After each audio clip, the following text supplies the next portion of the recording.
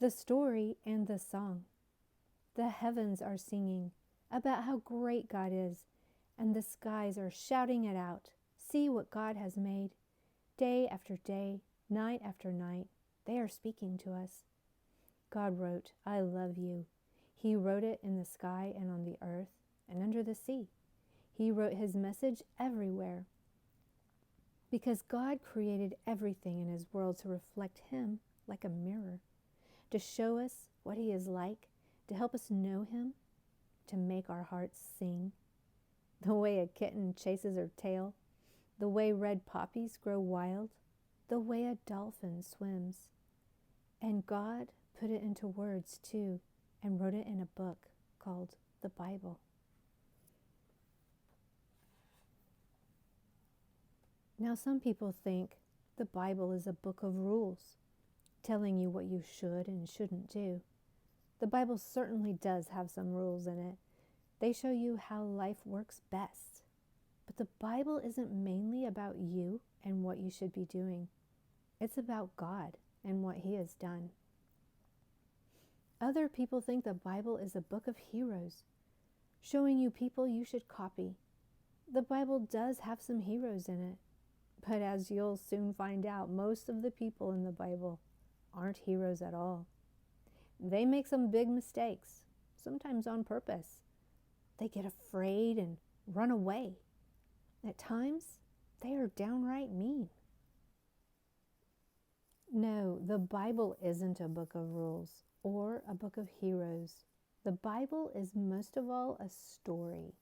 It's an adventure story about a young hero who comes from a far country to win back his lost treasure. It's a love story about a brave prince who leaves his palace, his throne, everything, to rescue the one he loves. It's like the most wonderful of fairy tales that has come true in real life. You see, the best thing about this story is it's true. There are lots of stories in the Bible, but all the stories are telling one big picture. The story of how God loves his children and comes to rescue them. It takes the whole Bible to tell this story. And at the center of the story, there's a baby. Every story in the Bible whispers his name. He's like the missing piece in a puzzle, the piece that makes all the other pieces fit together. And suddenly, you can see a beautiful picture. And this is no ordinary baby. This is the child upon whom everything would depend. This is the child who would one day, but wait, our story starts where all good stories start, right at the very beginning. The beginning, a perfect home. In the beginning, there was nothing. Nothing to hear, nothing to feel, nothing to see. Only emptiness and darkness. And nothing but nothing. But God was there, and God had a wonderful plan. I'll take this emptiness, God said, and I'll fill it up. Out of the darkness, I'm going to make light. And out of the nothing, I'm going to make everything. Like a mommy bird flutters her wings over her eggs to help her babies hatch, God hovers over the deep, silent darkness. He was making life happen. God spoke. That's all. And whatever he said, it happened.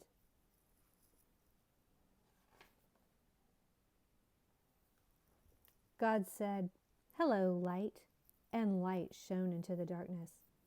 God called the light day, and the darkness night. "You're good," God said, and they were. Then God said, "Hello, sea, hello, sky," and a great space opened up, wide and deep and high. "You're good," God said, and they were. And God said, "Hello, land," and there, splashing up through the oceans, came cliffs, mountains, sandy beaches. "You're good," God said, and they were. "Hello, trees," God said. "Hello, grass and flowers." And everything everywhere burst into life. He made buds bud Shoots, shoot. Flowers, flower. You're good, God said, and they were.